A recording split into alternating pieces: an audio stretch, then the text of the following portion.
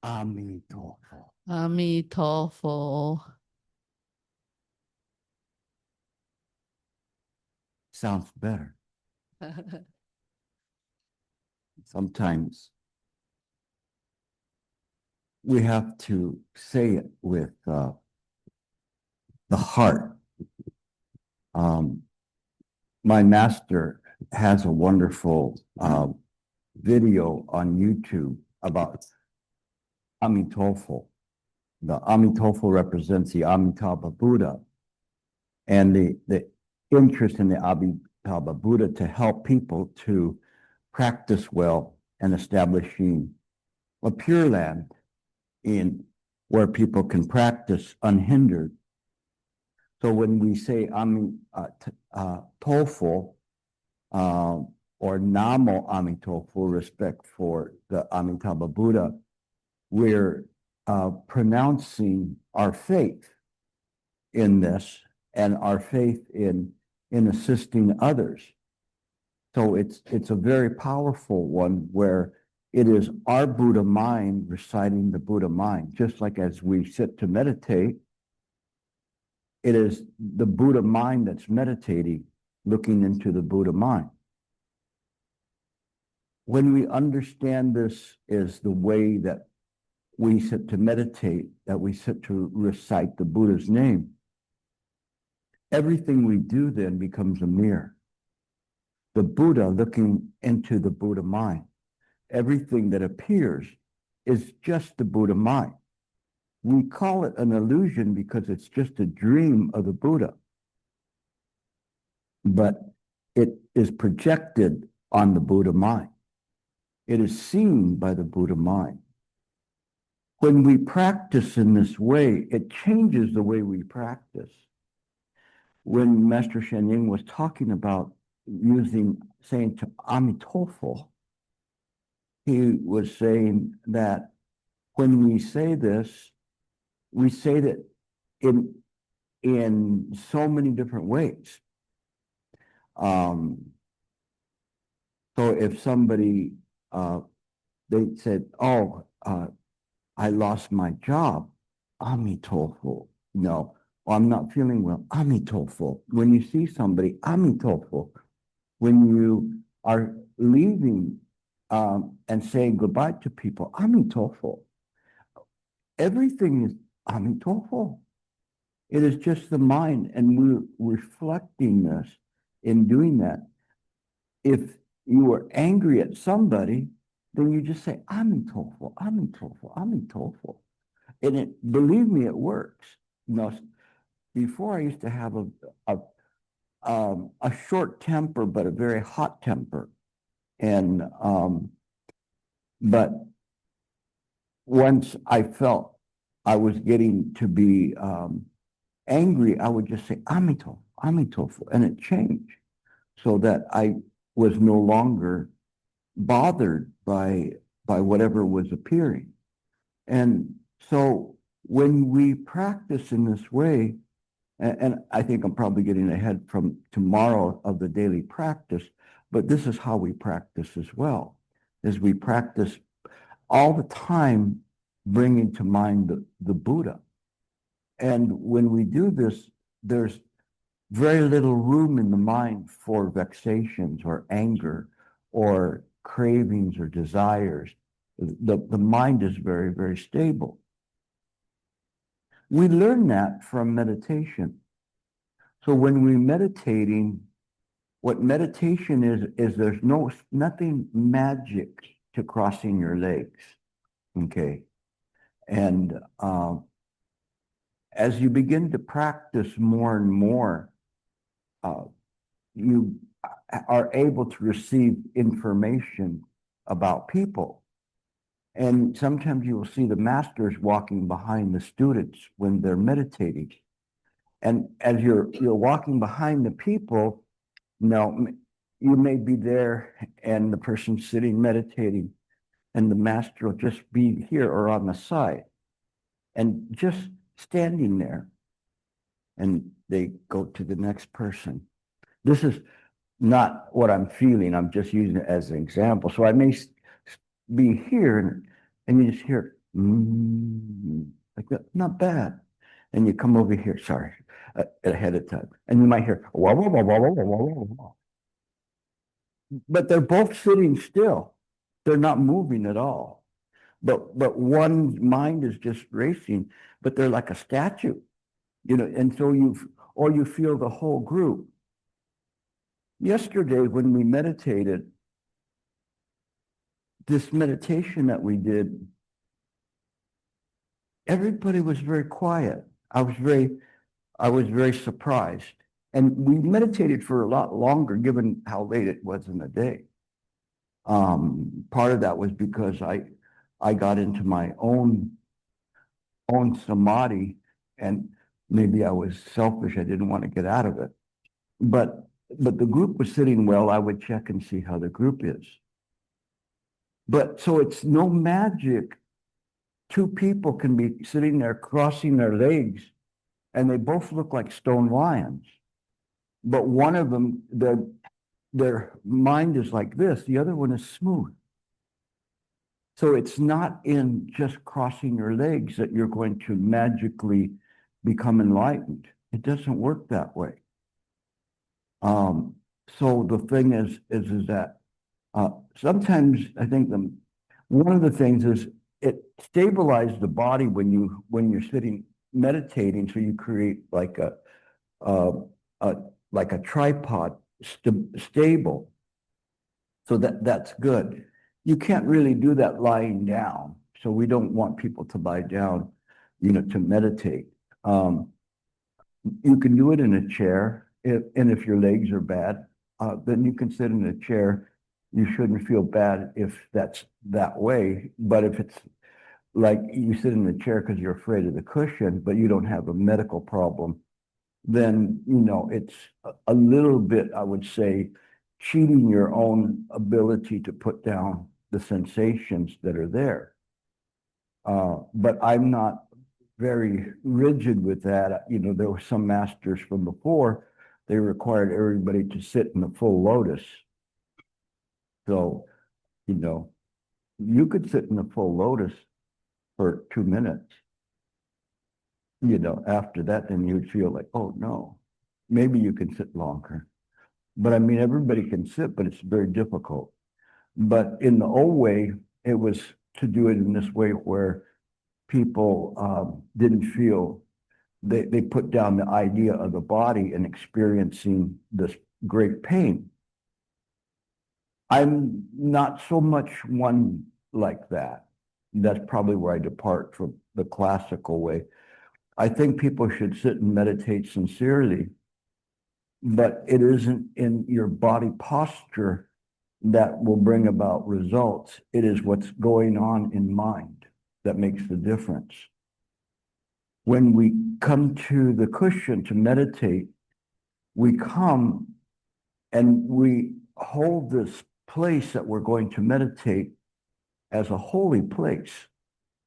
Bodhimanda, a place where one practices. And we approach it in a calm way. Sometimes you see the people, they come to the cushion, and they're just looking around and whatever. They don't come with a respect for the cushion, respect for the place. And then they have to try to go, oh, I have to meditate now. But we come with a grace to the cushion. And as we come to the cushion, then we sit very, very gracefully. Everything that we do, if we have a towel, and again, I generally recommend people use a towel for their legs, but you pull the towel out, you put it, and you do everything gracefully. You get your posture in the right place. Everything is moving. This is not the time for you to look around the room or to do things, or you just are there. If you need to straighten your clothes or whatever, you do it in a very graceful way. Your mind is already on the method. It's already relaxed. So as you're coming to the cushion, you're relaxed. It isn't like you go, okay, you're here, and then you turn on the meditation switch. So you, now I'm told. It isn't in this way. You're already doing, if you're using recitation for your method, you're already reciting before you come to the cushion. If it's silent illumination, you're just simply sitting very, very quietly. It's the 𝐴𝐴, you're already beginning to bring it up. So as you're sitting, your mind is already calm. And when you hear, here I was trying to mimic it, but I couldn't quite do it yesterday. But if you hear, you don't so quickly, straighten your legs out as if you're free and liberated. And so you don't do it. Sometimes people do it and it looks like they're in like pull into the pits for a car race, and they're, don't do that. No, you make yourself tense. So then when you hear the wooden fish, in a lot of Chan halls, they have a wooden fish. And they hit it 3 times. And every time you hit it, it's like a vampire with a stake going into them. Oh, no, because on the 3rd one, you have to be still. But so you identify something negative with coming and sitting on the cushion. Don't do that. This is a precious moment. And we are so self-indulgent in our life, we choose to do other things than to take time to do something that's so precious to us, such as taking the time to meditate. And we measure it, I could be shopping right now, or I could have gotten an extra hour of sleep, or whatever it is. No, I could be making money right now, or whatever. You see this as a precious moment. Anytime you're listening to the Dharma, you take it as a precious moment. When you read the Dharma, it's precious. It's so precious. The more I'm alive, I realize there's so much Dharma, so much, not for myself, but so that I can help other people. And so you are rewiring the way that you think about life. And so when we come here, then to meditate, and I'm going to, tomorrow I'll talk about life more, but I just want to talk about how one comes to the cushion and approaches it. Yesterday, I filled you with a lot of Buddha Dharma and doctrine. Today is going to be more practical in some ways to tell you how to sit. So when we sit and we meditate, we have to be very, very quiet right from the very beginning. Yesterday we had the prerequisites or elements of any practice that has to be there. It doesn't matter what practice that you're doing. It is not your method, but it is what should be there. And it was very, very funny because about 3 weeks ago, I was given a class on the 7 factors of enlightenment, and I realized the 7 factors of enlightenment were very close to what I establish as the elements for a proper meditation practice. But we have the idea that we're in the present moment, that our body and mind are relaxed in the present moment, that there is an awareness. And this awareness is very, very important. Don't disregard it whatsoever. It is something that the great masters emphasize, to have awareness. And as you begin to understand this word awareness, you will see it in the sutras. If you start reading the sutras or the treatises of the masters, they will bring up this idea of awareness. So what is awareness? No, we say, well, our consciousness is aware. No, our consciousness is not something that is aware. It is mind that is aware, and then mind brings that into consciousness. If we use what we think is the so-called default program, which is not, which is the ego, what's really happening is we're taking this awareness that we have and we are funneling it through the ego. And so when it funnels through the ego says, pay attention to this, no, it's not important. The car's going, but not important. No, this sound, no, this, no, just this. And so it is funneling all of this stuff, thinking that it should work this way. It is like a computer, and the computers, there's two types of computers these days. One is a binary computer that processes lines of information.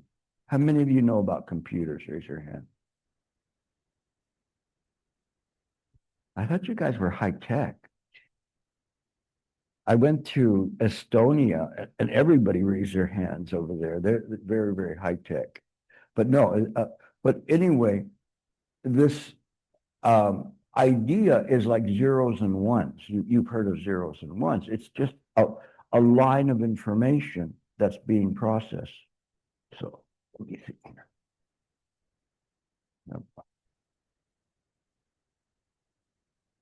So much for our high-tech screen I was looking for. It's like zeros and ones. It's just processing linearly. Okay. The information. They now have other computers that are called quantum computers. Has anybody heard of quantum computers? All right. So you guys must be in the field, right? No? You just heard about them? Quantum computers are different.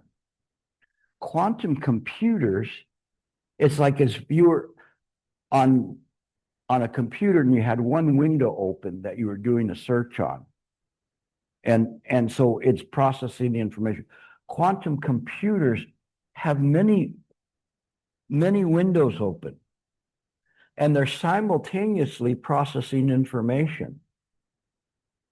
And they are exchanging this information amongst them and processing it. And the computer is aware of all these lines of information that are being processed simultaneously.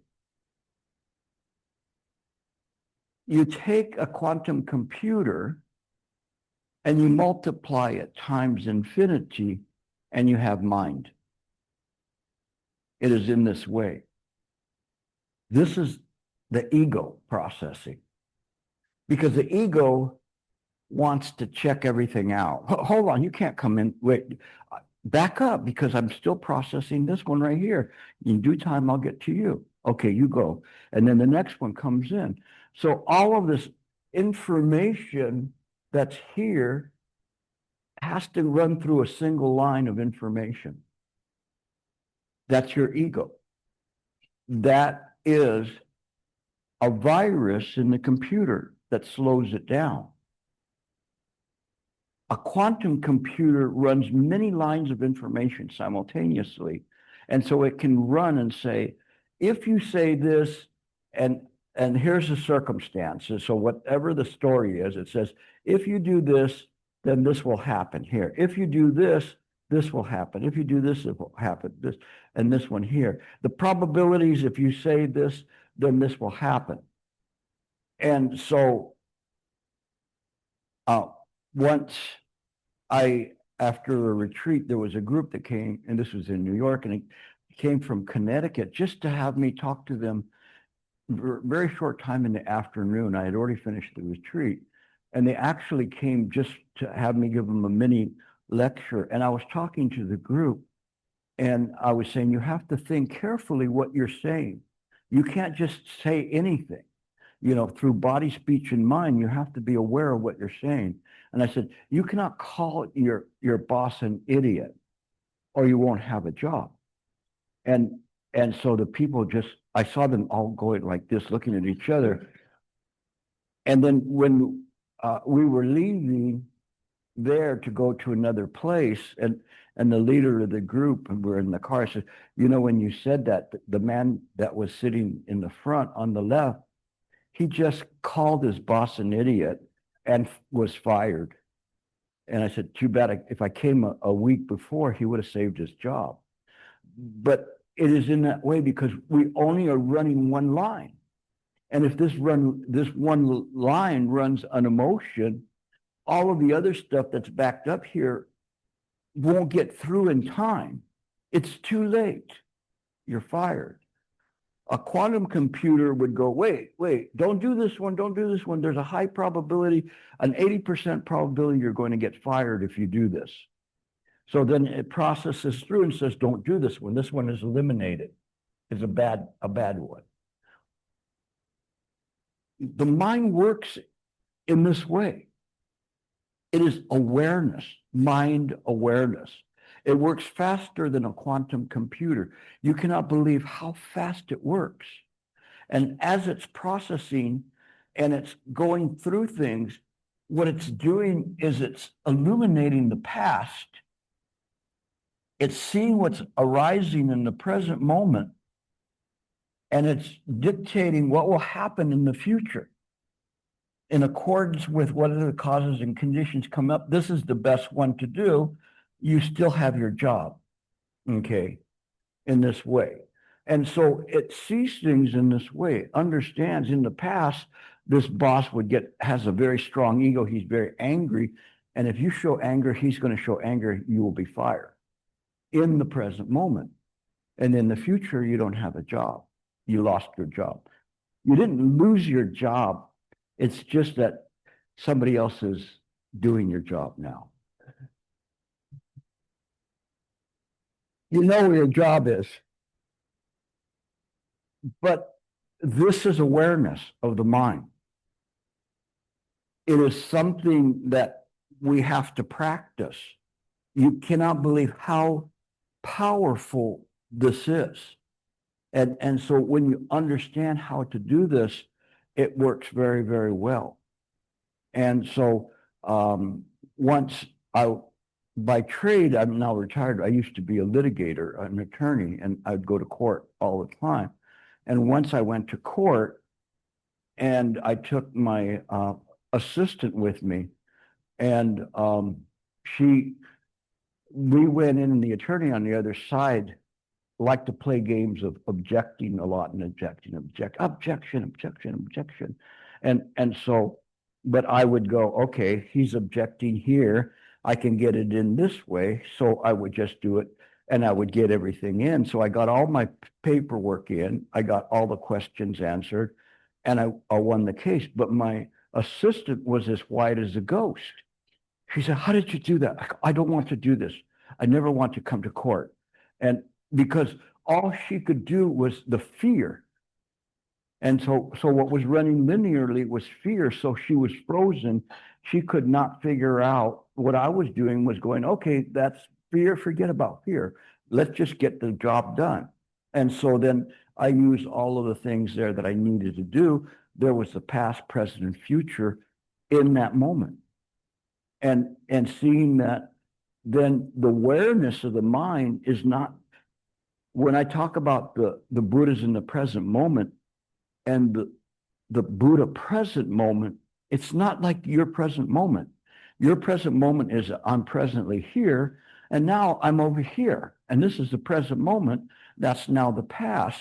And I'm going to jump back over there in a moment. That's a future, but it's not really. It's the present, but it was actually the past from what I thought of over here. But if you try to follow it, you can't do that. But if you just let it be awareness, then it's just awareness.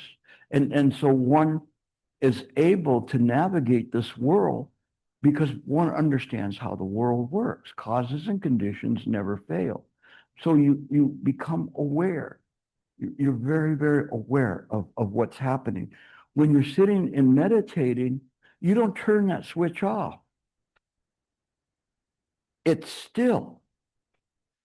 But in this quantum computer scenario, it is not processing information. It simply knows it. It knows it because it is the knowing of the mind itself. So what I'm doing is giving you something very high level in terms of trying to understand how the mind works. It's something very important when we see that, this awareness. So for instance, let's take this moment. Just be aware. You can keep your eyes open or closed. Just be aware.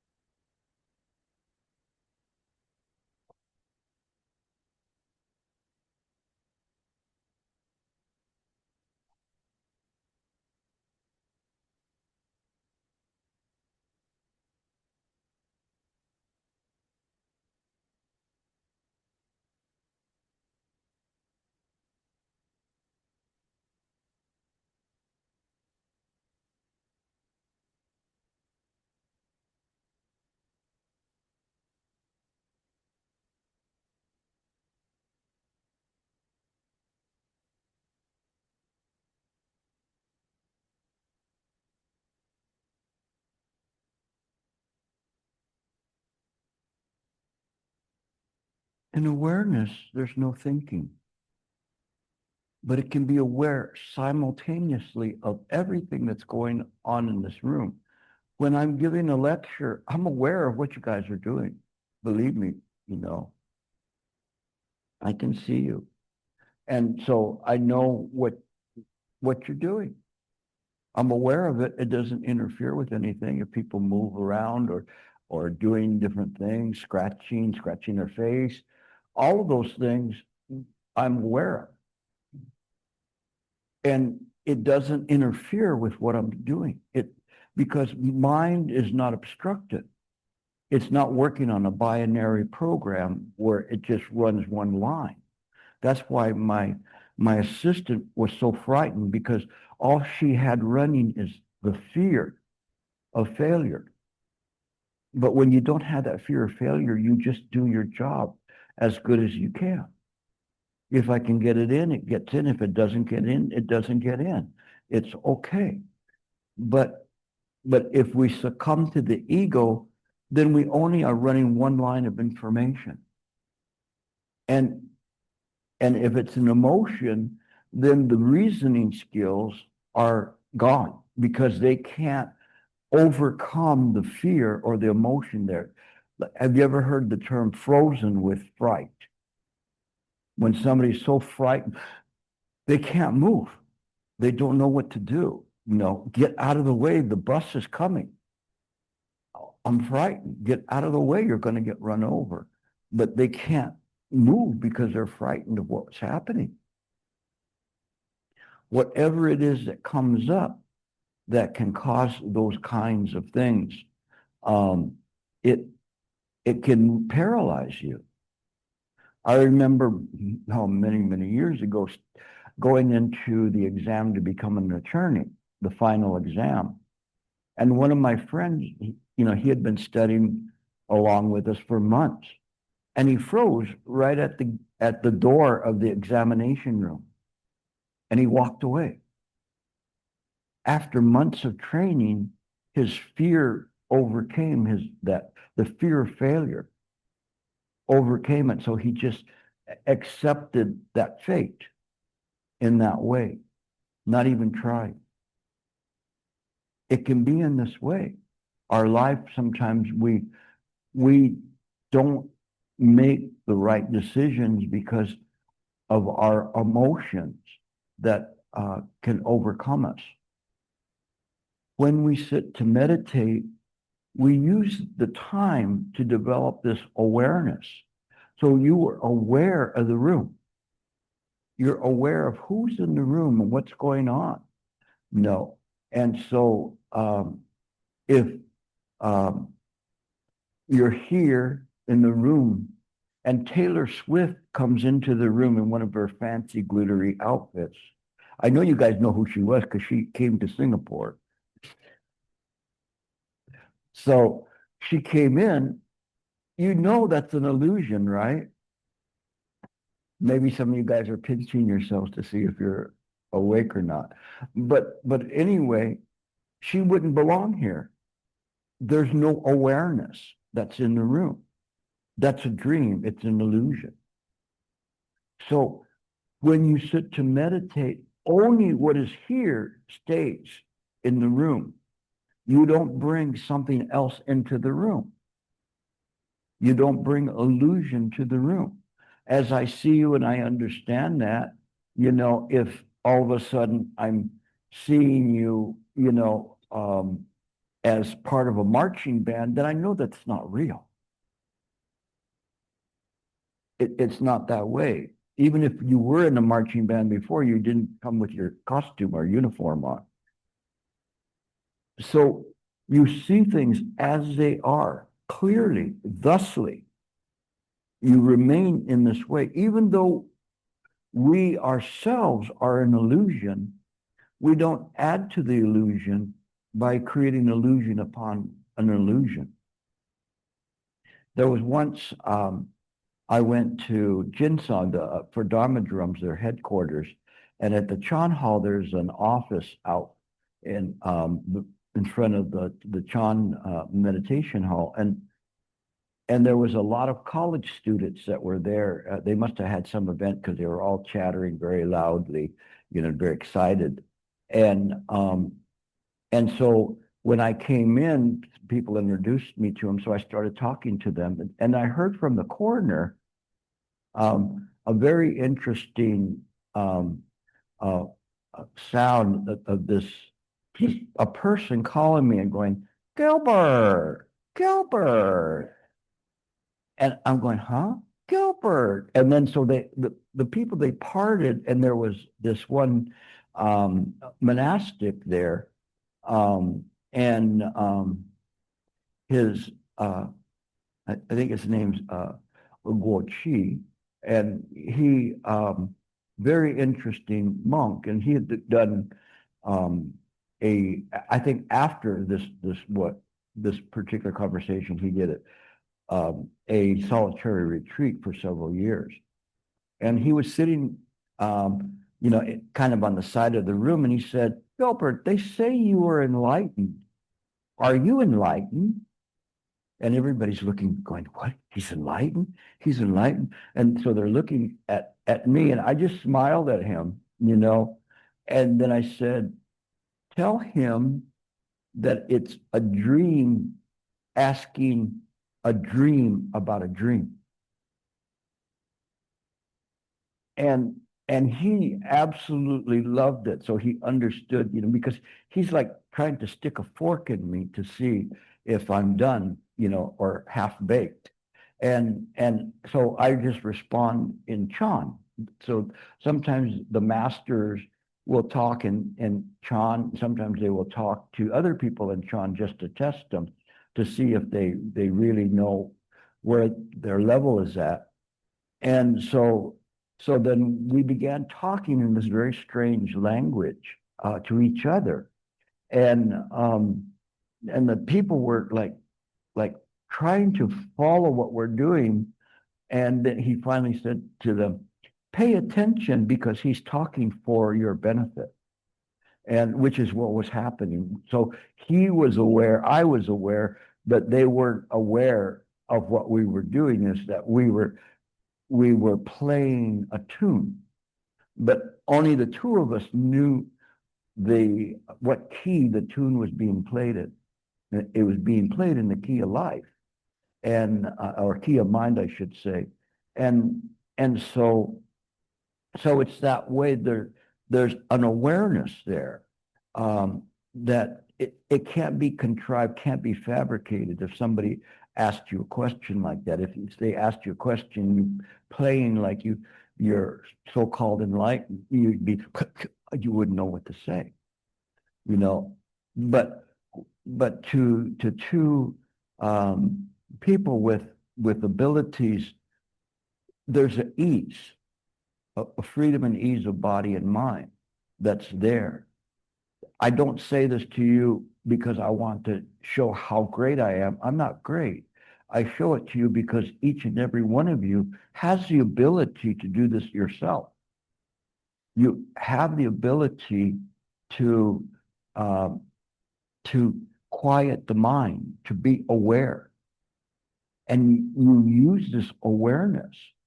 sometimes in after events, I'm talking to one group and I'm listening simultaneously to different people talking around me to other people. And then later when I finish with that group, I'll go to that group and say, oh, you know, you were right about this. And you know, sometimes if it's my senior students, they know, they don't go like, how did you know that? They just go, okay, yeah, that's you, you hear everything. But you have that ability to know all of those things simultaneously, but you have to practice it. You have to practice it. If you practice it, then you can become aware, or you can become aware of when you're driving in the traffic, and Singapore is a very interesting place because your traffic is different. You have this way where you if a car wants to go into your lane, they just go into your lane. You know, it doesn't matter whether you're occupying the space or not, or they'll give it like a quick thing like that. But even before that, then you see that their intention. So it can help you so you won't get in an accident here. But in everything that you do, you become aware of it. So you're aware that something may happen. And so it's not so bad to live a few seconds ahead of what it perceives to be a reality. That too is the present moment, but it just hasn't manifested yet, but it will come in some way. So it's not bad that you can use this awareness because it transcends the idea of this awareness that's just a thin line moving like this, that's the present moment. It isn't in that way. And I used to think it was that way, but actually then when I realized that the present moment extends infinitely in all directions.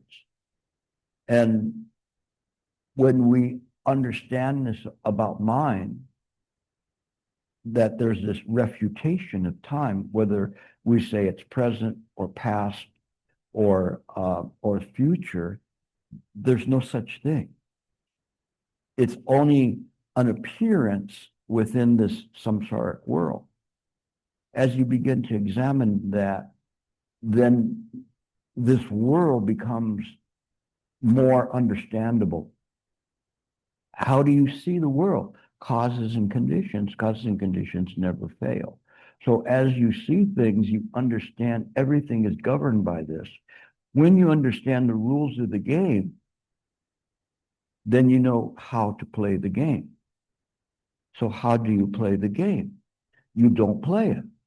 You are in there, you are in the game, but you don't play the game by the rules set from habitual patterns or protecting the ego, because you lose. It doesn't matter how long you play the game, sooner or later you're going to lose because you're going to die. So there has to be more to it than that. When we understand it from the side of Buddha nature, it's like what my master said.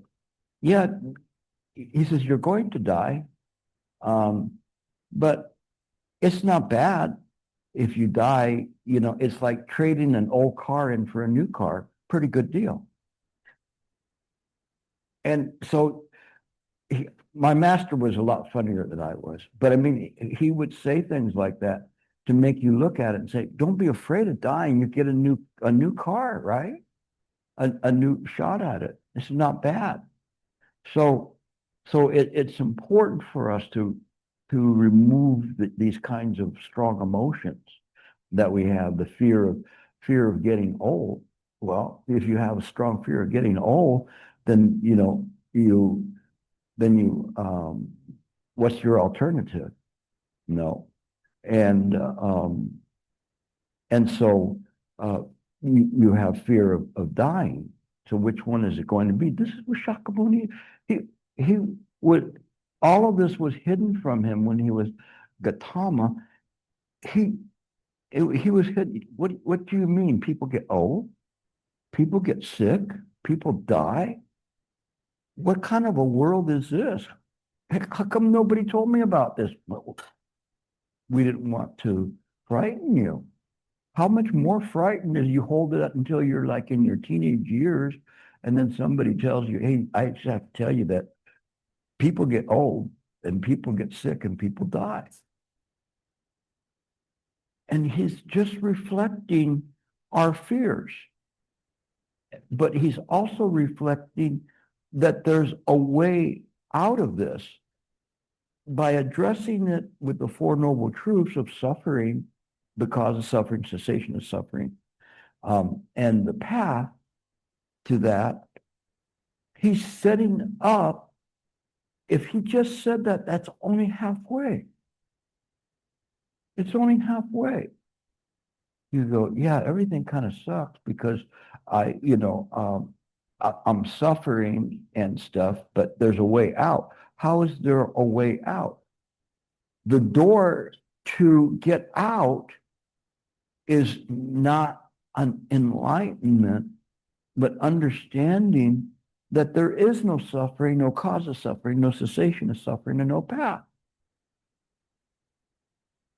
That's what we have to figure out. It is in this way. We produce the suffering and samsara, but it's illusory. His transcendence showed us how things come into being, but they're all created by the mind. When we understand that, now we can sit to meditate. Now we can do some work on the cushion. If you're there trying to become enlightened or have this big golden beam shine on you,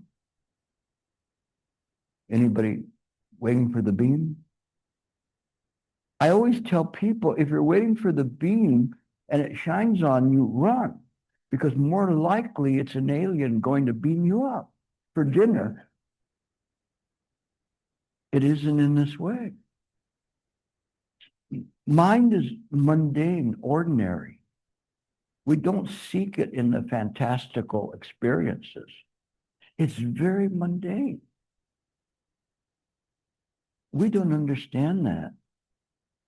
There was one story of this young monk that saw his true nature, and when the master announced it, all of the young monks, because it's very rare for a young monk to see their true nature, they all went, monk, monk, monk, running to him, you saw your true nature, and so he's just there standing by the wall, and they're going, how does it feel? How does it feel? And he just goes, yes, I'm as miserable as ever. And they go, what? They didn't understand that. But we fast forward to a conversation between two great masters. One of them was Guanxin Master. I don't know if I'm saying his name right. Guanxin Master. I don't know if you know him. He was a great master. He lived like 120 years old.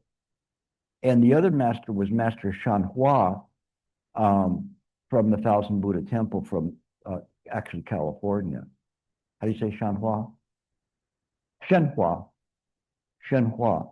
And Master Shenhua, he's old already, and he's doing a dialogue with Guanxin Master, who's 120 years old. And he's asking him, how do you feel? And his response, I have to try to find this. I've lost the dialogue, but it's very amazing because he goes, how do you feel? And he said, my body aches, and he goes, but you're a great master. How could your body ache? And he goes, how could somebody 120 years old not ache? People go, I want to live for a long time. I want to live. They don't realize, I'm like in my mid-70s, and I can't even imagine another 50 years of this. I'm like the one from the Wizard of Oz, the Tin Man. Give me oil, so I can move my arm. But he was stating the obvious, the ordinary and mundane. to say, what do you think? You know, why is he here? He was there because he had tried to leave like 3 times before, but his followers begged him not to go. And finally he just said, no, this would be an abomination for me to continue on living in this life, no matter how much you want me to stay here. And so he passed away shortly after this dialogue. But it's a precious dialogue because it shows things. It shows things from 2 different views, which is the absolute truth. The apparent reality that this body, yeah, you know, my body creaks and groans, but I don't suffer from it. I feel pain, but I don't suffer from that. If I had suffering, then I would not be able to come. But here, it's something that I use my body the best I can. But I see in this body the ordinary and mundane, but also there's something that the ancient masters talked about, very, very strange description, which is the dragon eyes in the skull. I don't know if anybody's ever heard that before. The ancient masters would say, within the dried skull are the dragon eyes, meaning that no matter how old you get, even with this body, this older body that I have now, there's still the dragon eyes. There's still mind.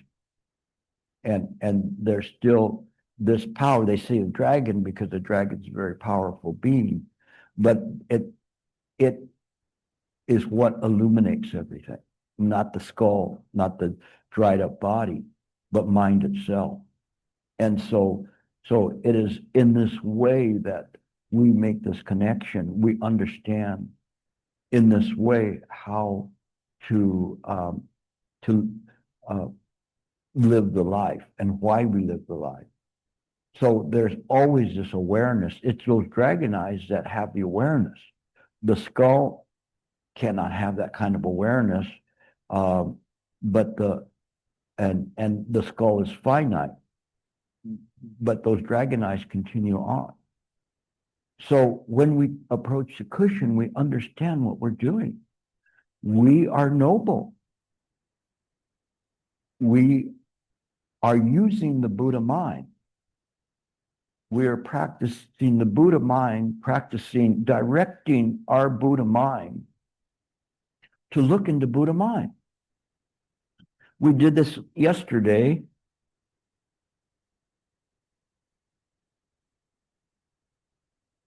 And some of you might not have been here yesterday, and otherwise it's still a good reminder. But when we're meditating,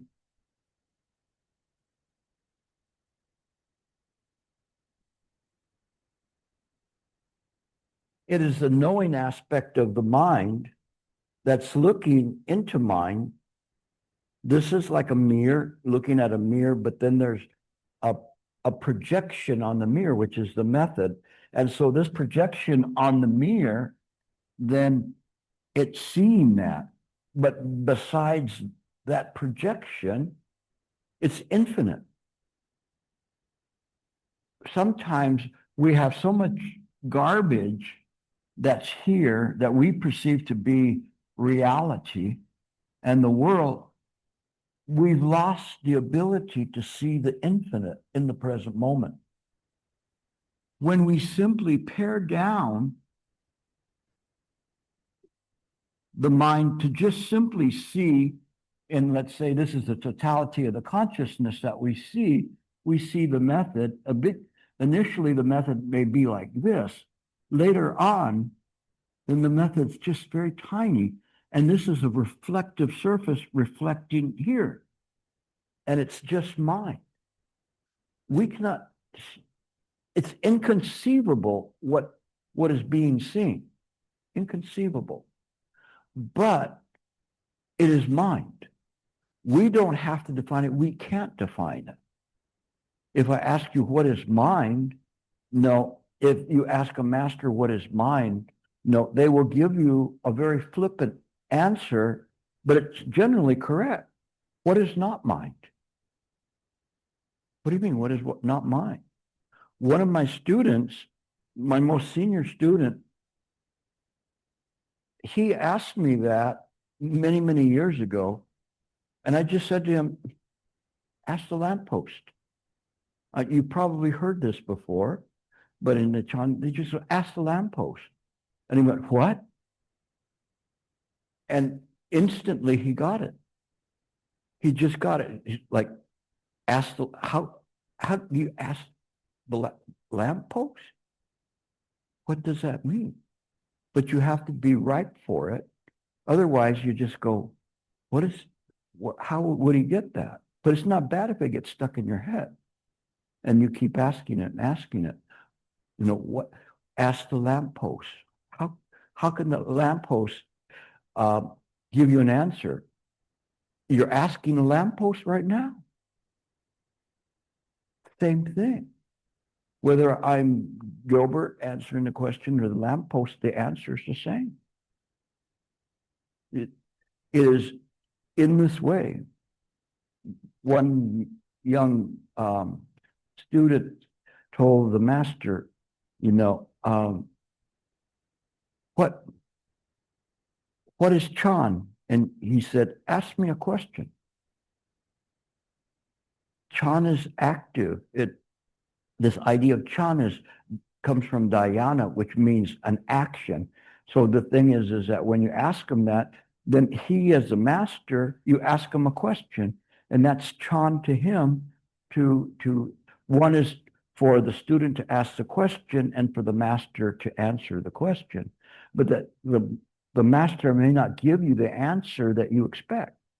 But if the master is sincere, it's actually precise for you. To somebody else, he may answer it a different way. If somebody says to me, oh, it's just mind, you know, I may say to them, no mind. And if they say it's no mind, I might say it's just mind. And if they say to me, I don't understand that, I just say, never mind. So it is this way that it begs for examination, investigation. This is what you're doing on the cushion. So when you're on this cushion, it's just mind looking into mind. Change this. See how this changes when you sit to meditate, you know, how this works for you. Okay? It works in this way. Just mind looking into mind. Okay, I'll take a couple of questions and then we'll have a break and then we'll come back and do some meditation. Any questions?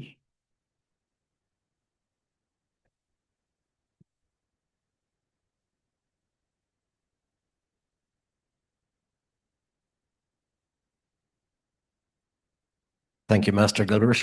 Hopefully my accent is a little bit more easier for you to understand. What? Never mind. I have one question and one comment. My question being, what aspect of the Dharma can I utilize in my life as a soon-to-be new first-time father? I want to make sure that I can be of service to my wife and to my son in both the present and the future. I think in anything that we do, as I see you as my child and me as your mother, is to serve by example.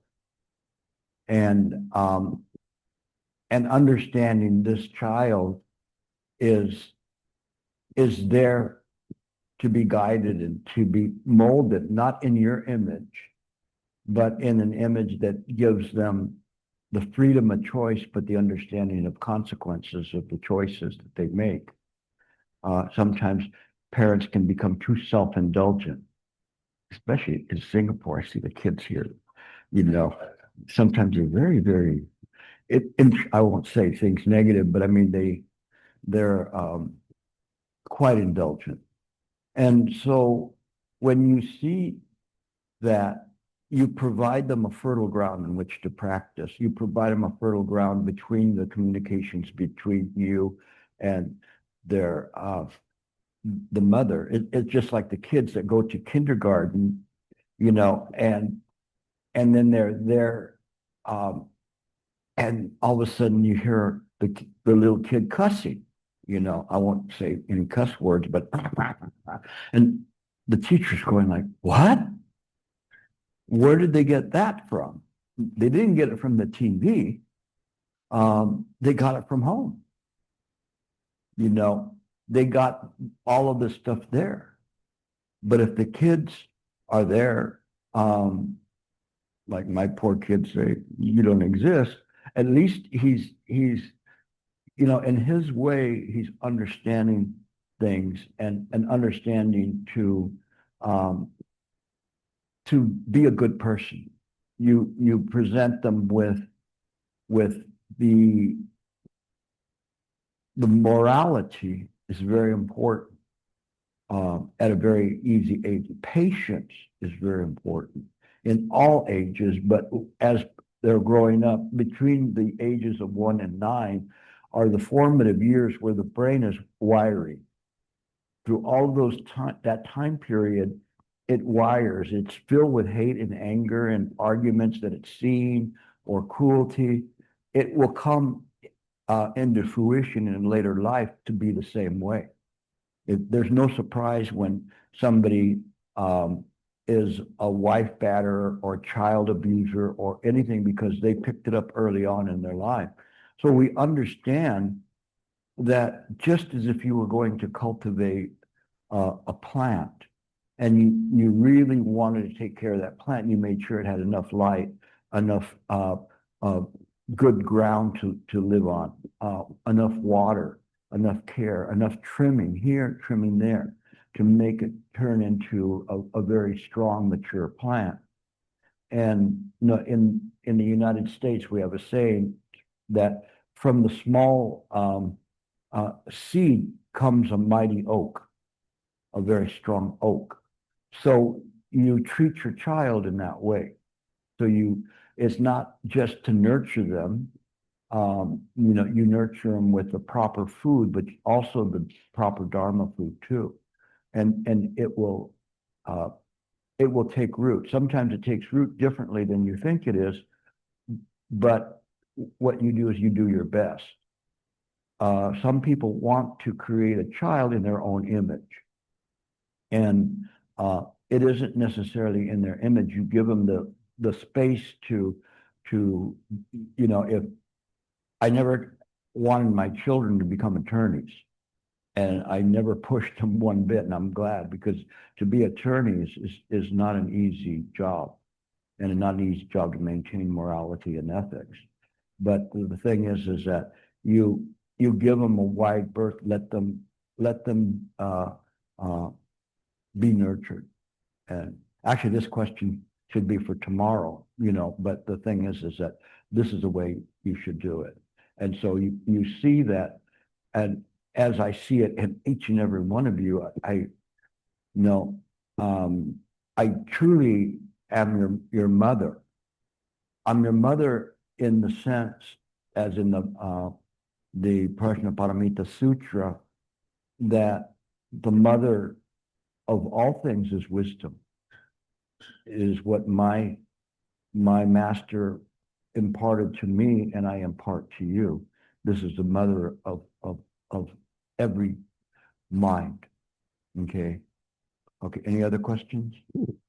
I just wanted to finish it with the comment as well. Previous to yesterday, our physical bodies had never met before. But after spending the last day and a half with you, I just wanted to say that it's been wonderful to meet myself again. So thank you. Well, it's good to see you again.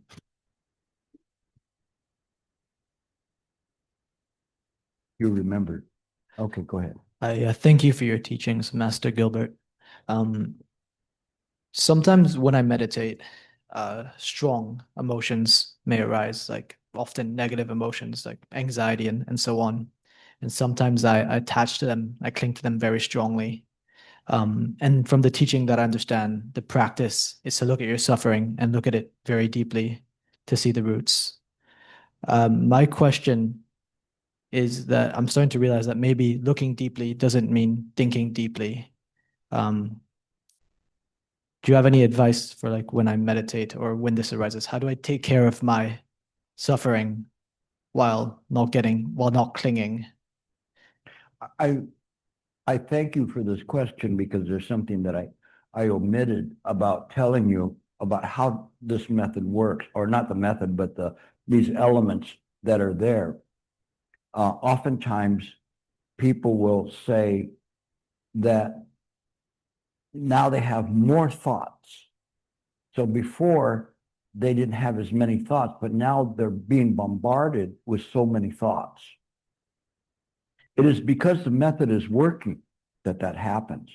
We don't realize that, like when we're here, we don't realize because we're operating on this binary system of information coming through. When now you begin to meditate and it's really beginning to work, you start realizing how many thoughts are arising. We've never seen that before. And in those thoughts are all of these emotions that are hiding just under the surface. So this is important. And so I'm back to lecturing you, sorry, but because this is important, because I want you guys to meditate after this, but you need to have the right understanding. So those thoughts, they've always been there. It's just that because when you're quieting the mind, they're stronger. You see them more. And so when you're shutting down some of the other thoughts, these emotions will come up. Like we said yesterday, what thoughts will come up? If they're strong feelings, the chances are they're going to arise. It's by nature of that. So when we begin to practice, or it's like you have a clear glass and we put in Coca-Cola or Pepsi, and you pour it in. And when you pour it in,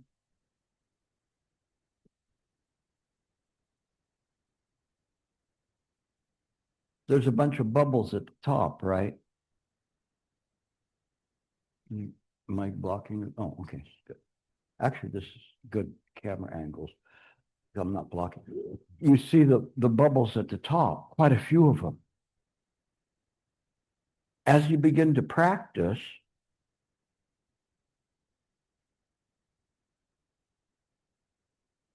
you pour in 7-Up or Sprite,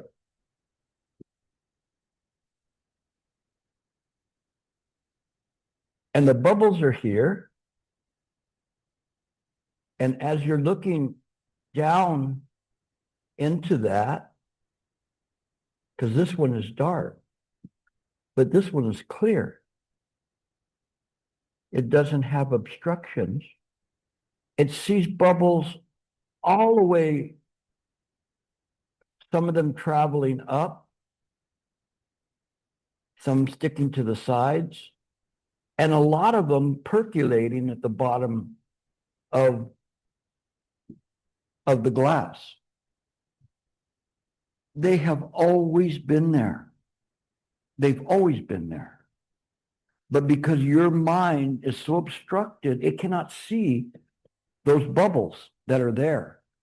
As you begin to practice in the proper way, you'll be surprised how many thousands of bubbles in one thought moment that are appearing. These down here, they're only ideas of thoughts, the potentiality of thoughts that have not come to the surface, but you realize it's literally bubbling everywhere.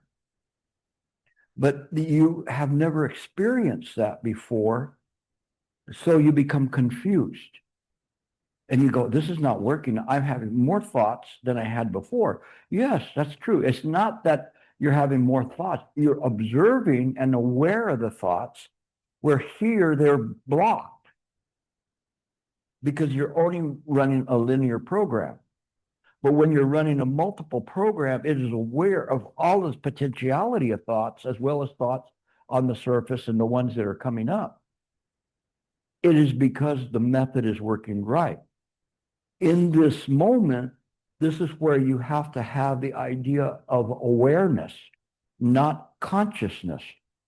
The consciousness is not going to be able to handle this. It's going to overload the system.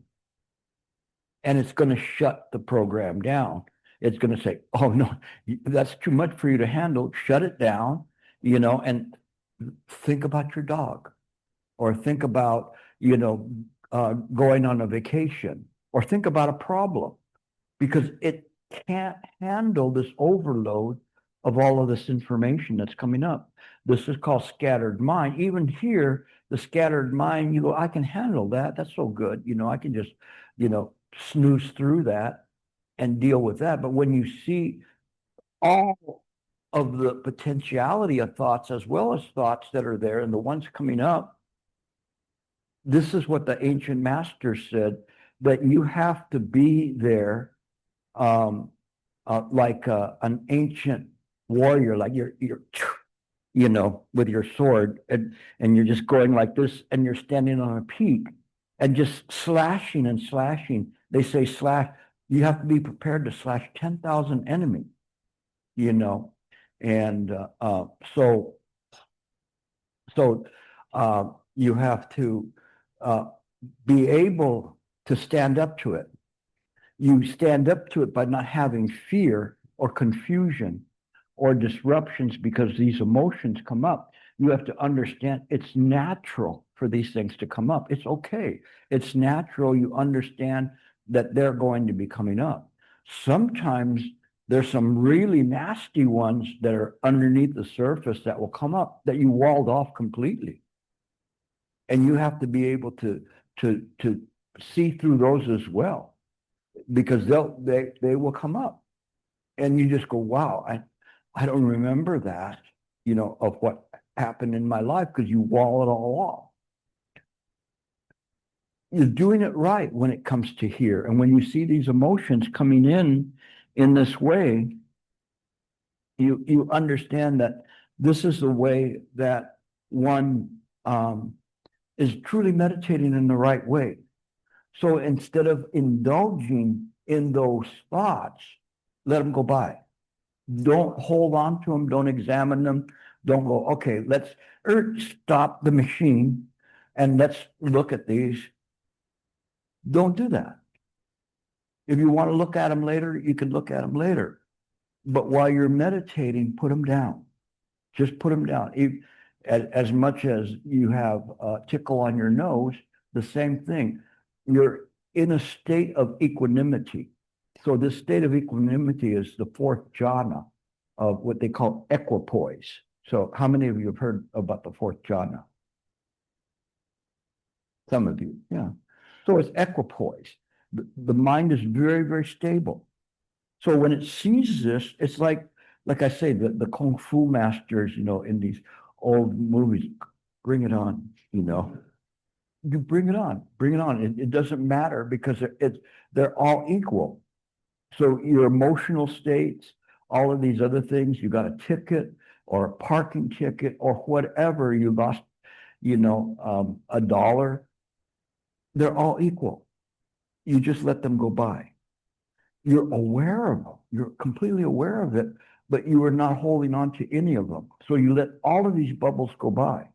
It doesn't matter. Let them go. Let them go. Let them go. You're in a state of equipoise. So when you sit in this way, then the mind is so stable, so quiet.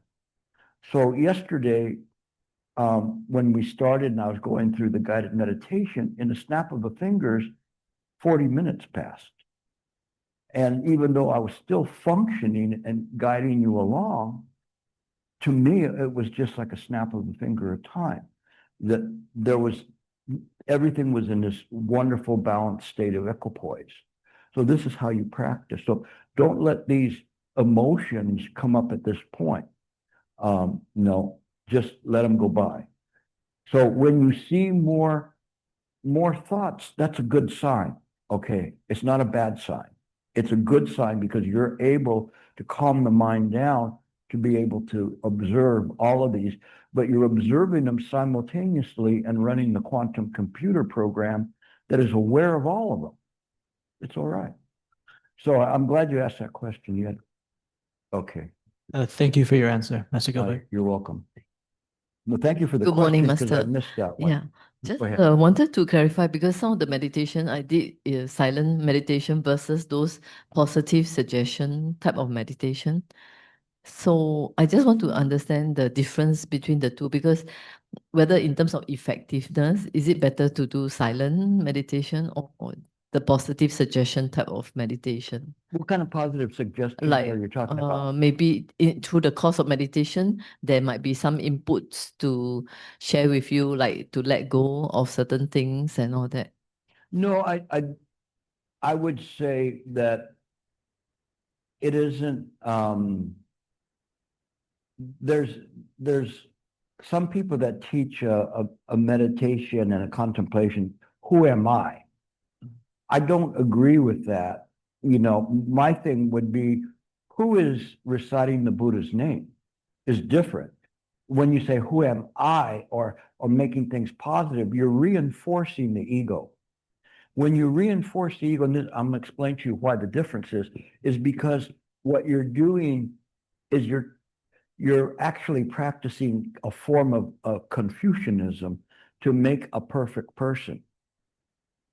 And so in Confucianism, you're trying to aspire to all these moral and ethical ideals. Rather, when we practice meditation, we are reflecting the Buddha mind down. And reflecting the Buddha mind down, all of these things are seen in this way without constantly certifying the ego, which is when you're practicing this kind of a practice like that, you're locking in deeper and deeper the idea of a personality, ego, or life, or being. Whereas when we simply have mind looking at mind, there's no such notion that you are meditating. Okay, you are not meditating. Mind is looking into mind. Okay. And that's how it will work. But if you're there and you're trying to say, I want to be a better person, you know, I want to get a merit badge and compassion and generosity, I want to do these things, you don't need to do that. You just simply have to allow the mind to reflect naturally. And the mind, all of those virtues are the true nature of mind. What sometimes we do is we mimic those in our daily life and try to aspire to be a good person rather than demonstrate it. This is a very subtle change. And later on, you'll understand it when I talk about the Heart Sutra. So I promised you to talk about the Heart Sutra, and you'll see the difference in the perception.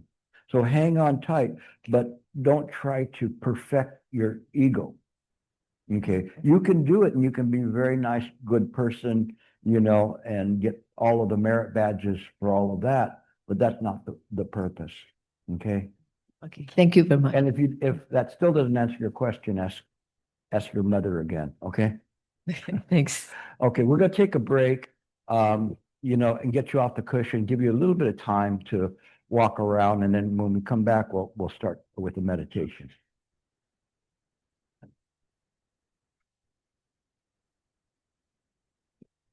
Bow.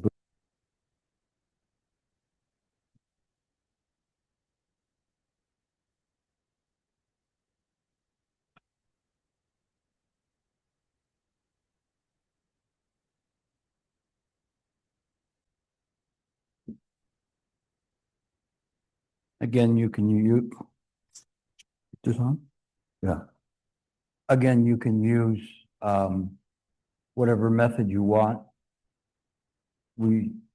I'll do a briefer guided meditation than yesterday, but it will be a refresher for you as you take your position.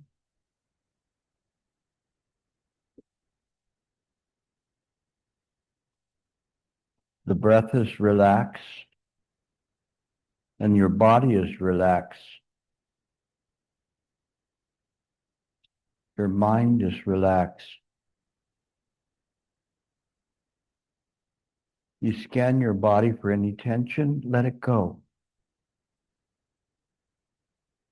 As you inhale and exhale, just let the exhalation remove any remaining tension in your body. The muscles in your eyes are relaxed. Your jaw, your tongue is touching the front of the roof of the mouth. Your teeth are not clenched. The neck is soft. And as you put concentration, you elevate your spine, straighten it, balance it. Your shoulders are relaxed. A little turned forward, curved forward.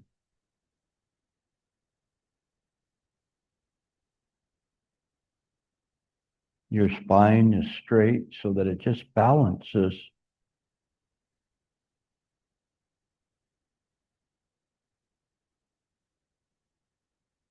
Your upper chest is relaxed. And the diaphragm beneath your lungs is very relaxed, so it allows you to take a deeper breath. All of your stomach, gallbladder, liver, spleen, your heart is beating calmly.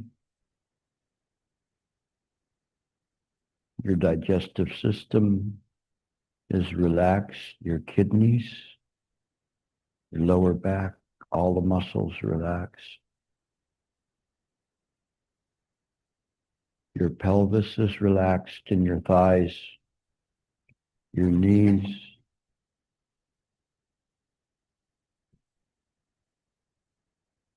your calf muscles and your ankles, to your feet, toes, almost as if you're encased in a golden light. You are aware of the room.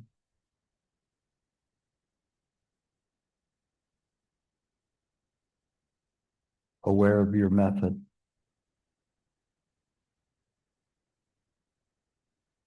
Picking up the method.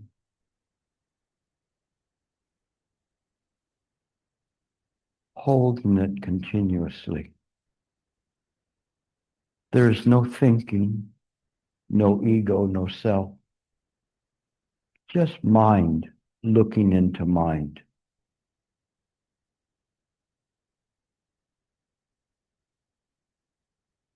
No identity of an ego or a person. Just mind resting in this present moment.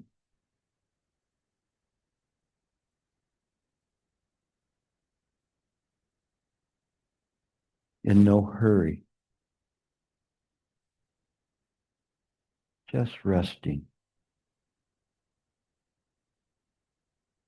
Simply aware of the method.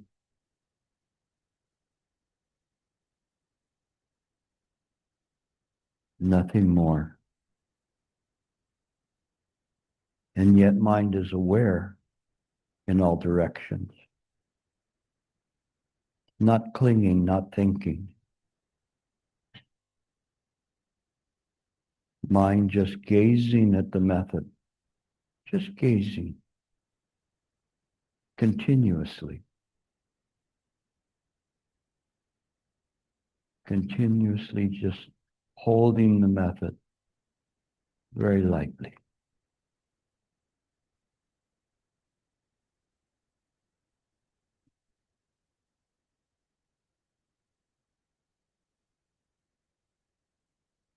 If you're reciting the Buddha's name, Namo Amitofo.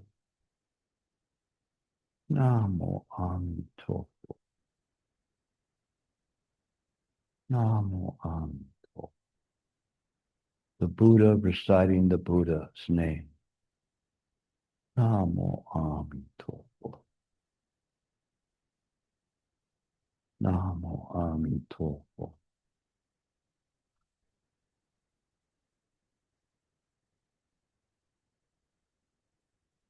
If you're working on the Huatou,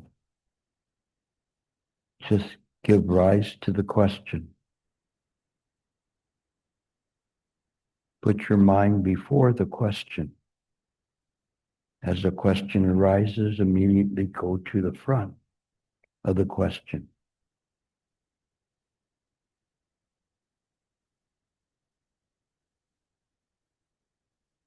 Continuously. Do not let a single thought enter between bringing forth the question and waiting for the question to arise in mind. All of this is happening in mind, not consciousness.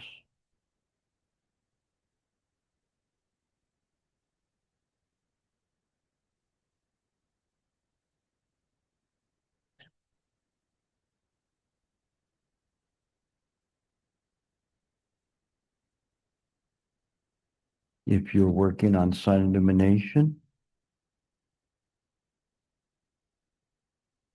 simply let the mind be at rest. It doesn't need to pick up any method. The awareness is the method.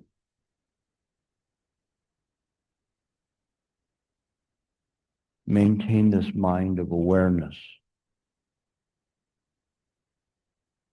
Do not pick and choose. Simply let the mind be aware, not you. If you arise, it is something that the mind is aware that you have arisen. Let it go.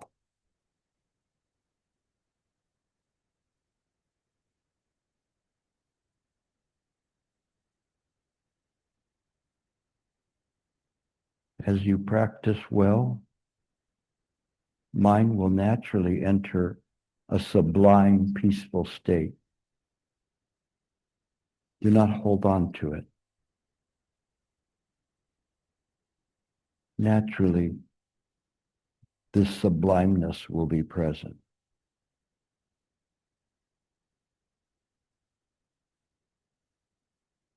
Relax.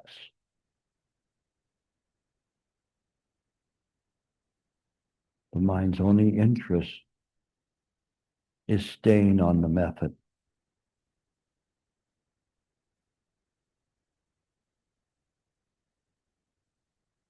Do not let any other thoughts enter this mere mind. The mind will be aware and let those thoughts naturally be released from mind. Don't think about the passage of time.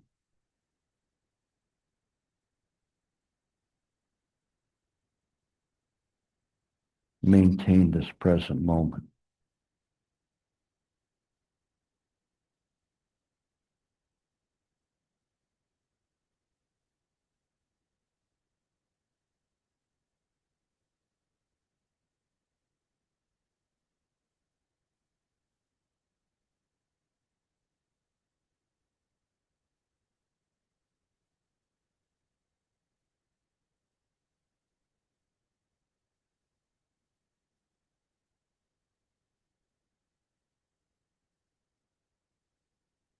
No thinking.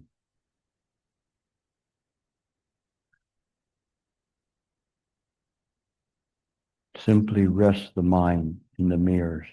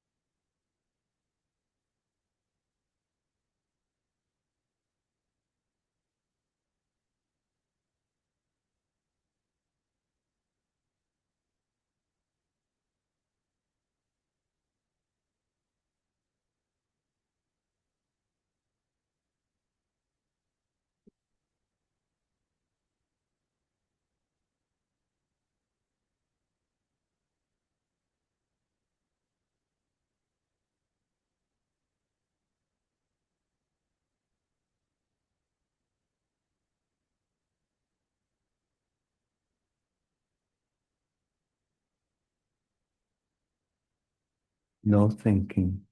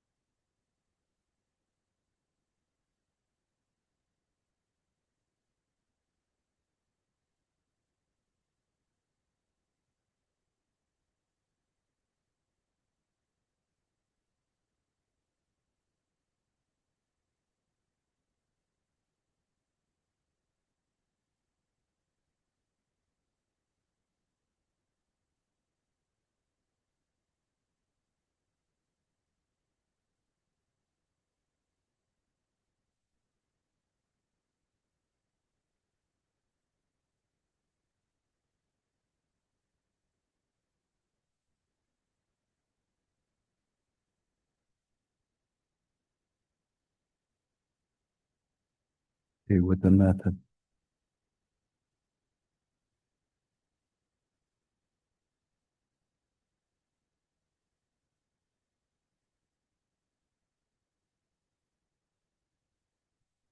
Relax body, relax mind.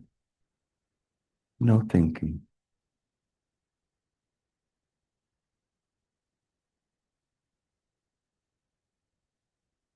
Mind looking into mind. Only the method is reflected in mind.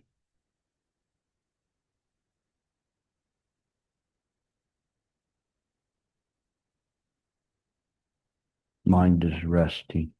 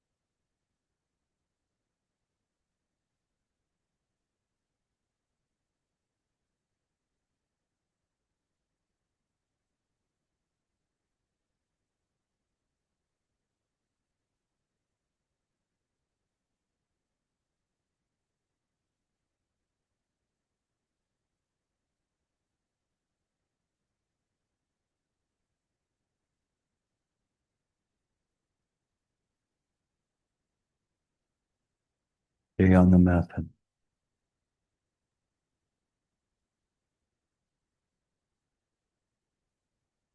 Maintain awareness.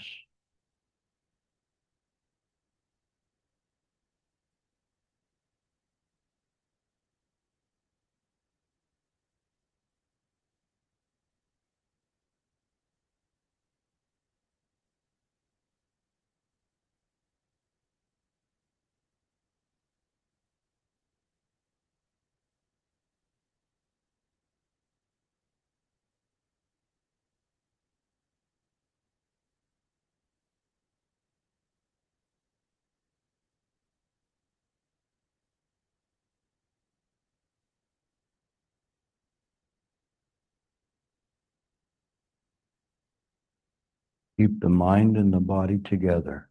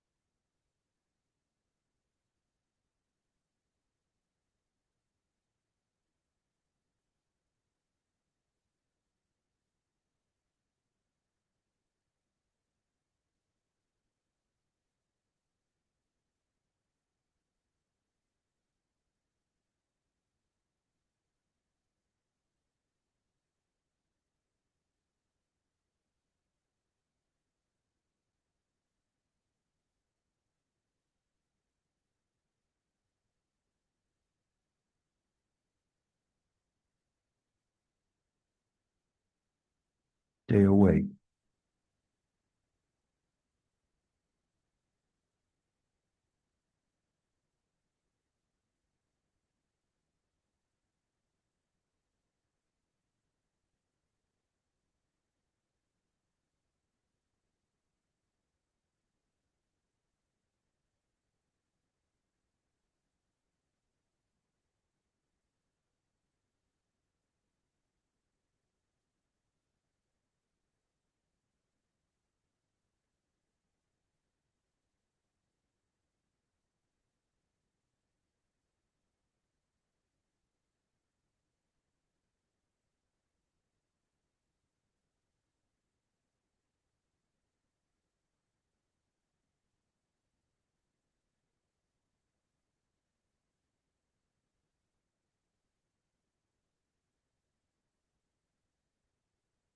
Stay awake. Don't let the body leave this room. That's an illusion. Return to the mirror mind.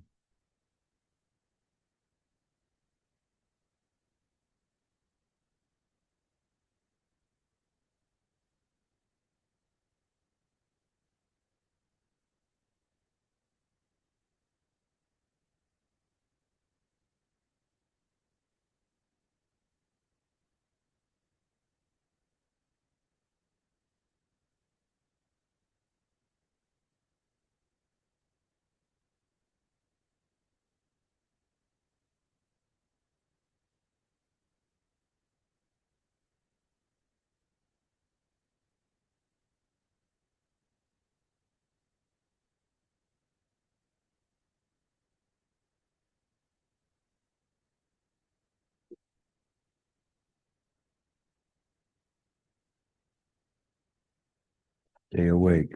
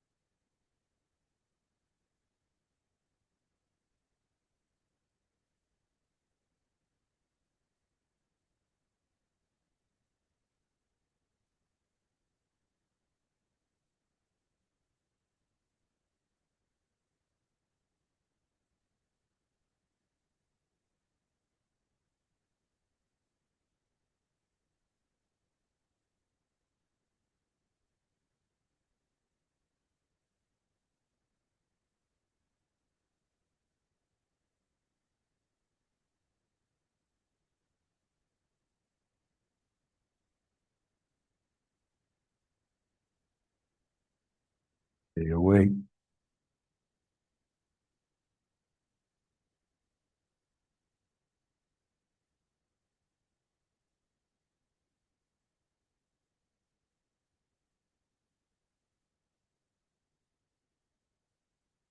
Mind looking at the method.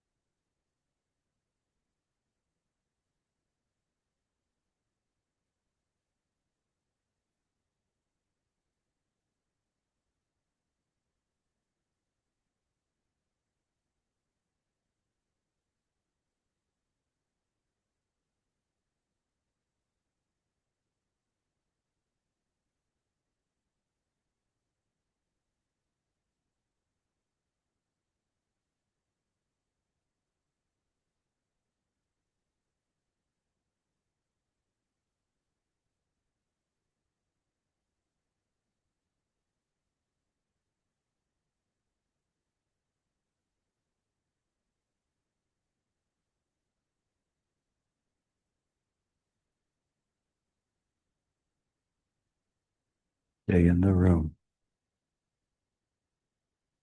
Stay with the method.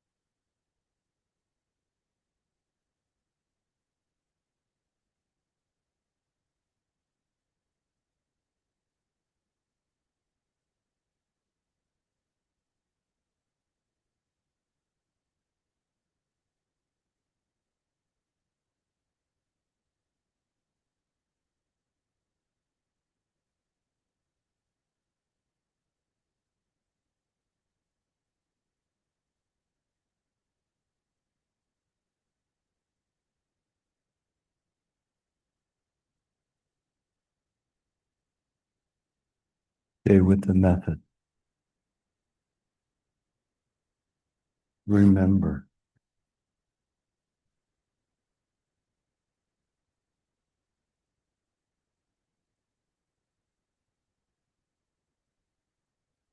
The method is held lightly but firmly.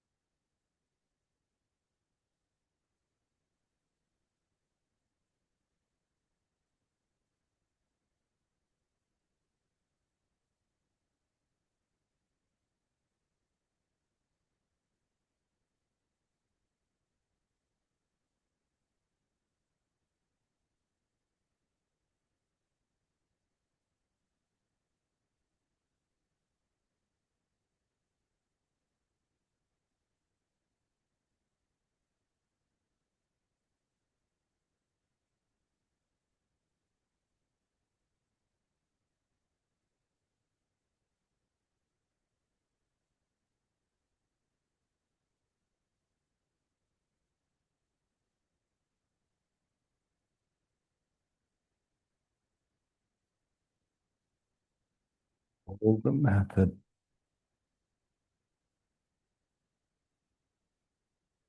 Stay in the room.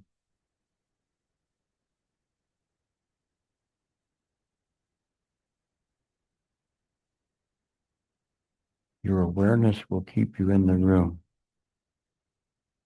The awareness is not an illusion.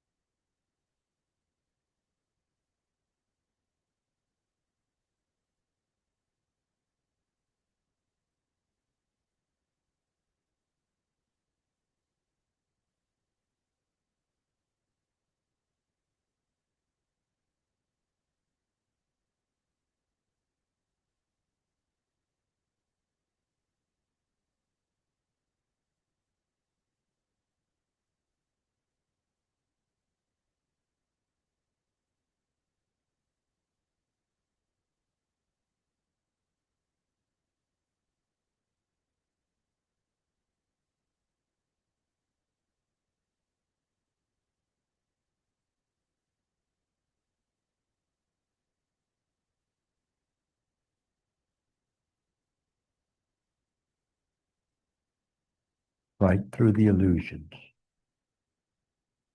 Return to the room.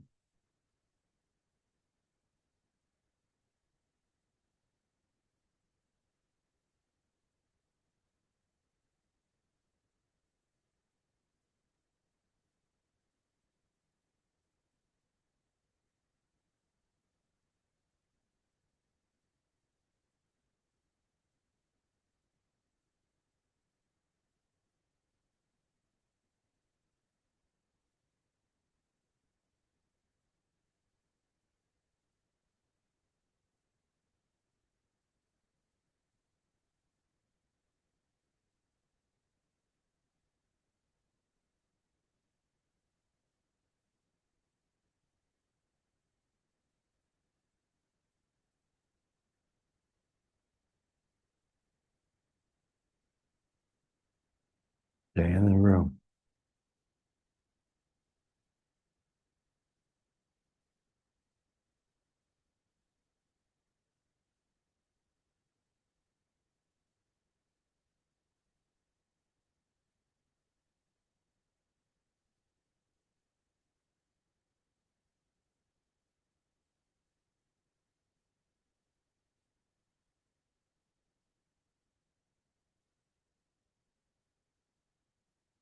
Keep the mind at rest.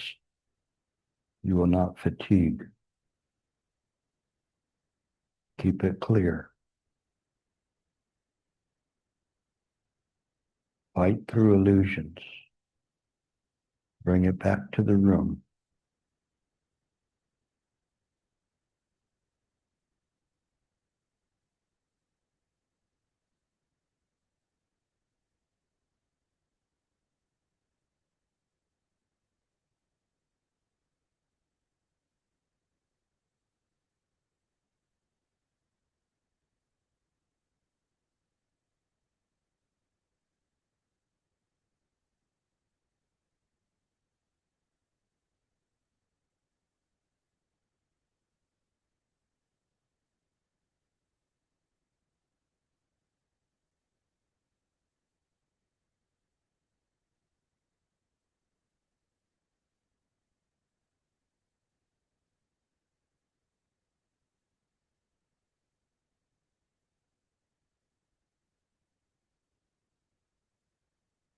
Nothing to see, nothing to think.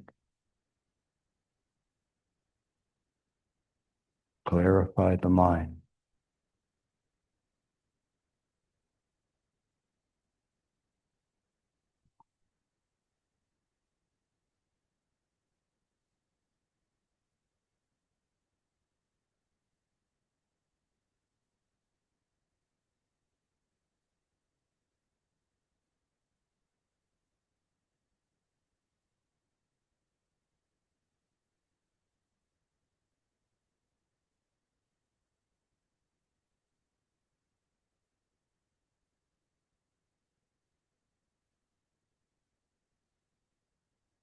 Just rest in this present moment.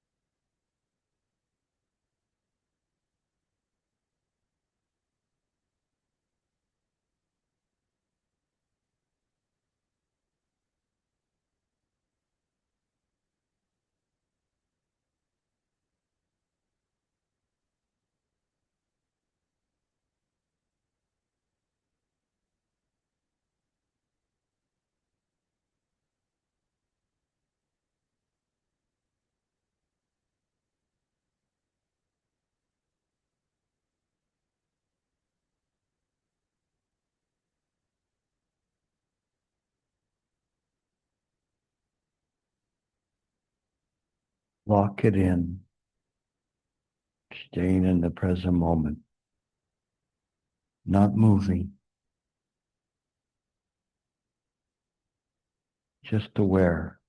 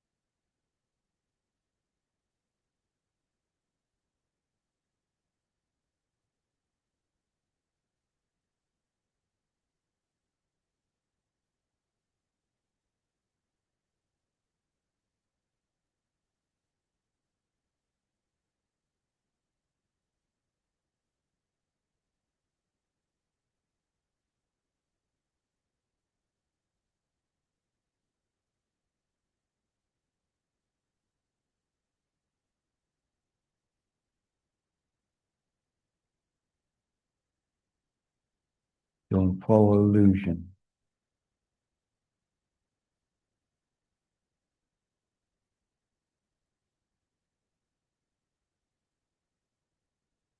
Lock it in.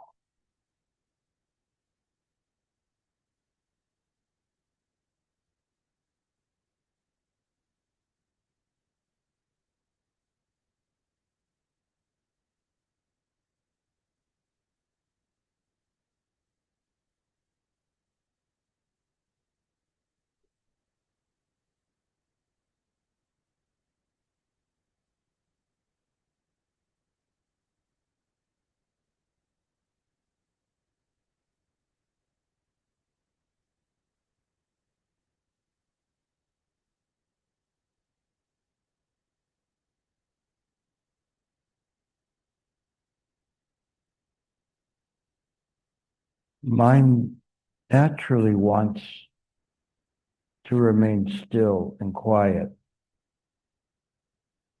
What keeps us off the method is the swirling of habitual tendencies, this constant insistence that there be movement in the mind.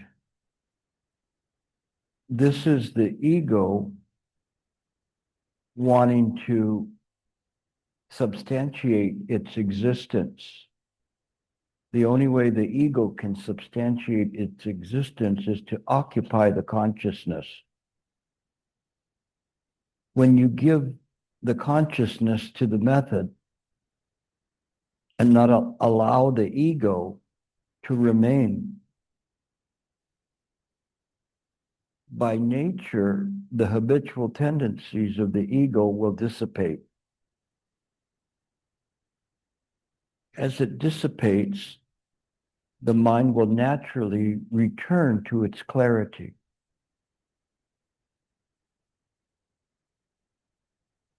When there's clarity, there's peace and liberation in the mind.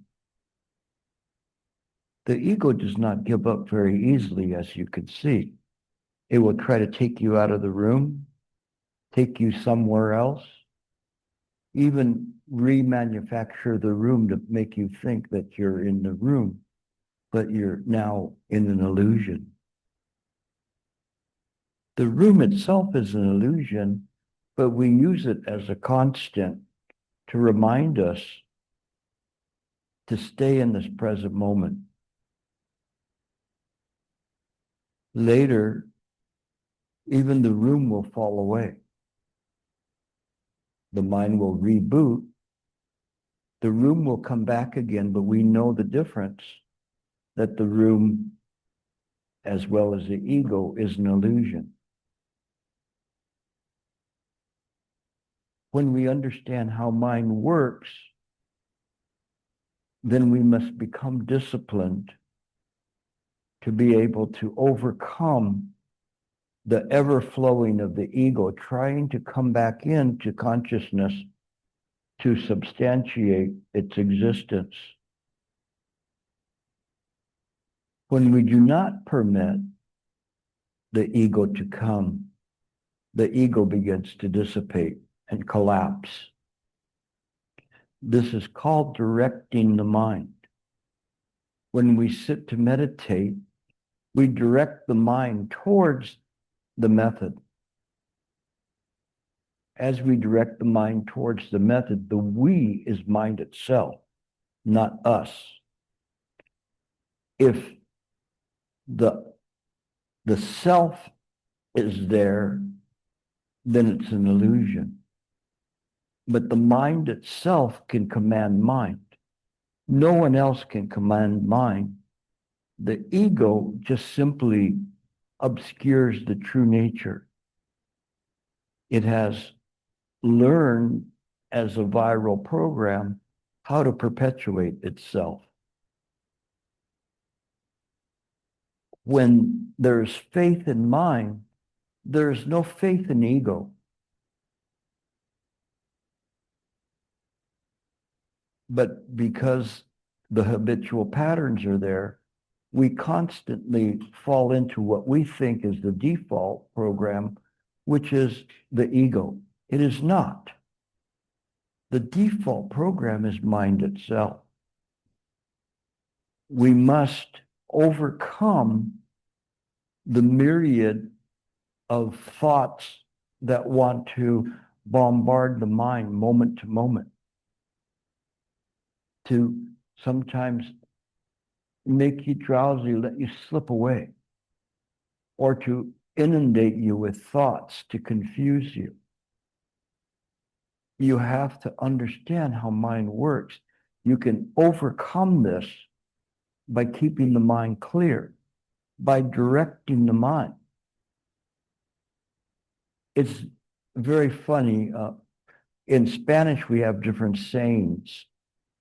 And there's one saying that we have, like when somebody says, oh, I had to go here and I had to go there and I had to take this person there and then this one wanted me to do this and whatever. And we say, ¿Quién te manda? Who orders you? Who is ordering you? When you are sitting in meditation, who orders you to come off the method? Who orders you to have a scattered mind? It's an illusion. You choose. There is a common refrain in Buddhism. It's called choose the Buddha. Sometimes they say the supreme way is not difficult as long as we don't pick and choose. pick and choose here is picking between phenomena. I want this, I don't want this. But if we simply choose the Buddha, this is not a choice. It's going to our natural default program, which is that the mind wants to naturally remain calm and quiet. We don't understand that because we've long lost that ability to just let the mind rest. When you're doing the meditation in the proper way, the mind is just resting in mind, not in self. So we have to work on that. I haven't seen here in Singapore, but in other countries, when the babies are crying, they put the stopper in their mouth, the pacifier, right? And when you're on the cushion, you're there sucking on self. You feel comfortable sucking on self. Take that pacifier out. Even the ancients said that. They say, no, how do you explain? Just say this is mine. You know, that's to take the pacifier out of the mouth. So we don't need the ego to make us calm. The ego doesn't make us calm. Even if the ego can make us calm, it's just the ego saying, you are calm now, you are calm. Okay, I'm calm, but you're not really calm. It's just that the ego's convincing you in this way. Likewise, the ego can convince you to go into what's called a devil's cave, which is a dead zone. And it just turns off the lights and says, I'll tell you, when you hear click, click, ding, open your eyes. And you think that you have done well. Some of the worst is that when I see the people that are been practicing for a long time, and they go into what is I call lazy dog Chan. So have you ever seen a lazy old dog that's out on the lawn, just stretched out on a spring day? Oh, so comfortable. That dog is that way. I have a dog right now. It's getting on in years, and she's always in lazy dog Chan. She's just there. Oh, so comfortable. Doing nothing, but literally doing nothing.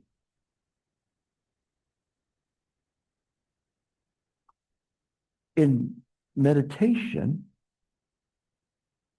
we are active. The mind is spontaneous. It's aware. It's aware that it's there. It's not dead. That awareness is mind. When we begin to move the consciousness, that's ego. But that awareness is always there. The Theravadins call it Bhavanga consciousness. Has anybody ever heard that term before? Bhavanga? It's a Theravadin term. It just means that it's there, it's aware, it's receptive. It's as if somebody has an amplifier ready to play a record or a tape or a disc, and it's aware, but unless it receives a signal, then it will play. But it's still there following function. So we follow function, not habit. But most of the time we follow habit. So we are constantly looking for something to hold on to, because this is the only way that the ego can remain in the mind. Your identity, yourself, your ego is not your friend. It is what constantly condemns you to come back lifetime after lifetime without knowing why you're coming back, without knowing that you even come back. This is the cycle of samsara. To awaken is to awaken to mind, to awaken how mind works. Without knowing this, it's very difficult to truly practice. You can practice and you can do good in this lifetime and come back and try again. For how many lifetimes will you do that? But to listen to the precious Dharma, there's liberation at the palm of your hand. Even the Theravadins, there was one great master that wrote a book that way, liberation at the palm of your hand. Just right now. Why not choose the Buddha? If you choose the Buddha, it will work well. In everything that you do, body, speech, and mind, you choose the Buddha. But it is important for us to know how mind works. We don't fall into trying to pacify the ego. We can pacify the ego, but it is a long road to the illumination of the mind or awakening in this way, because we're simply just trying to behave. When we awaken, we see the world differently. The greatest awakening is realizing that there was never anything that held you back. There was never any obstructions. There was never any suffering. All of that was an illusion, that the mind is fundamentally pure. This is awakening.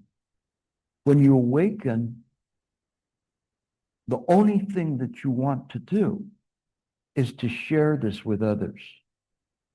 Why would you keep it to yourself? You want to share it with others. There's no greater joy, no greater liberation than awakening to mind. When we see the world in this way, it's no longer a confusion. We see living, birth, dying, and we are always amongst that. We're amongst suffering. But we know the difference. So we know what to do with this life. We want to deliver others. There's a parable about a boat that one uses the boat to get to the other shore.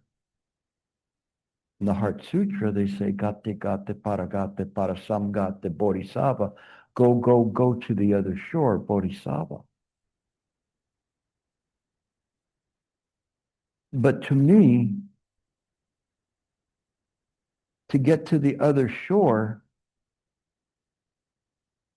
the first thing that comes into mind is we're going to need a bigger boat.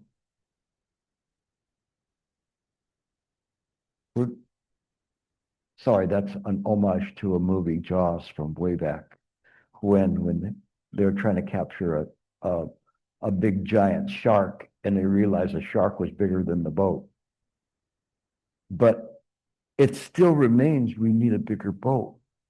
So once I was at UCLA in a Buddhist conference, and there was this very popular professor there, Buddhist professor, or professor on Buddhology, and he was saying that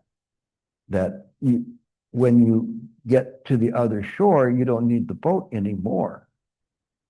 And I just thought to myself, it wasn't my position to correct him or to say anything, because he was speaking there and they might not have understood what I was going to say.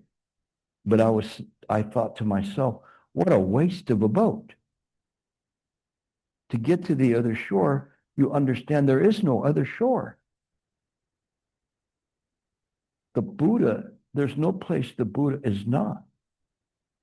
So when you get to the other shore, you just simply turn around and begin to deliver others.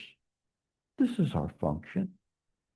This is how we can perfect our practice, by demonstrating this faith, this belief, this understanding from mind itself. When we practice in this way, it matters not whether we achieve enlightenment on the cushion or even an experience on the cushion. Listening to this in this way is precious. Yesterday I said, and I'll repeat it again, the Diamond Sutra says, suppose Subhuti, if you have all the sands in the Ganges River, and all those sands in the Ganges River were Ganges rivers, and collectively all of those sands were converted to treasure chests to give to the poor, would the merit be great? And he said, yes, world honor, one of course, great merit. And he said, not as much as expressing 4 lines of the sutra to others. Why? Because one can only make you rich in this lifetime. The other one is giving you a money pearl, a wish-fulfilling gem. If you had a wish-fulfilling gem right now, what would you do with the wish-fulfilling gem?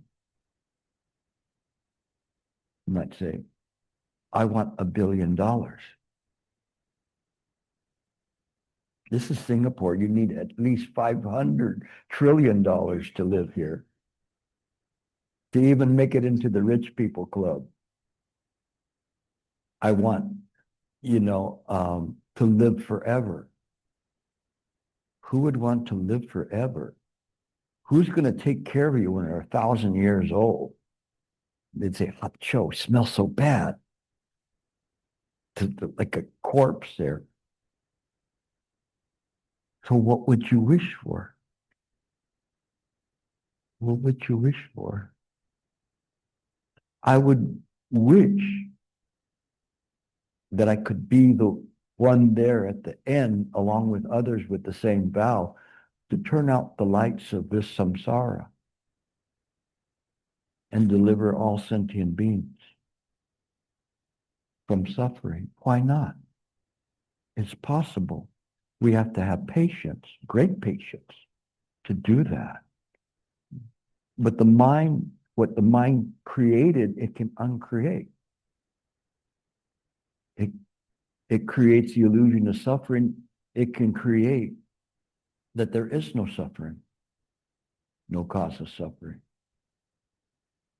So this, I'm preparing you, conditioning you to understand mind, to understand how mind works, not your mind in this way. How many of you have read the Shurangama Sutra or part of it? Raise your hand. 1 person, 2 people, 3 people. Okay. It's a great sutra. It's a sutra that talks about what mind is and where is mind. And it goes on for 7 examples with the Buddha and Ananda. And finally, Ananda, he couldn't find where the mind was. First he thought it was in between his ears, and then he thought it was outside of him. Then he thought the middle person between there. So many different ways that he said, but the Buddha would always refute him. Finally, he said, it is my mind that is clear and unobstructed. And the Buddha looked at him and he just said, Ananda, that's not your mind. Ananda was shocked. Wow, wait a minute. Wait, I thought I had it. What do you mean? It's not my mind. He was so shocked. He went before the Buddha on his knees and he was bowing to him and saying, great one. I thought that this is my mind. Finally, I found my mind. You're telling me it's not my mind. No, and he uncovered his shoulder, like out of respect. And he said, me and all of the people in the audience, we think this way. And you're telling me that's not my mind. What is it? It doesn't belong to you. Mind is just mind. It's inconceivable. One cannot say it belongs to me, belongs to you, to whoever. It is just mind.